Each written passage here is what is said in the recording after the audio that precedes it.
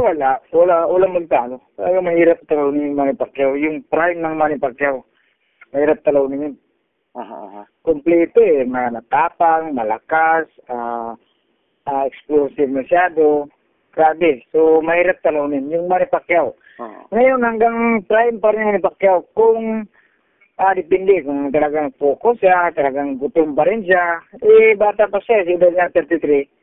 Wala pa yun, nasa prime ba yun? Yun nga lang, baka hindi na siya ganun kagutom dahil, alam natin na siguro niyaman na niya eh. Kaya naabot na rin niya yung pound for pound, lahat ng gusto niya mangyari. Baka sa politiko, baka mayroon kang ambisyon. Sa boxing, tingin ko wala na, except siguro si Mayweather. Kung makalaban niya yun, yun ang medyo challenge sa kanya.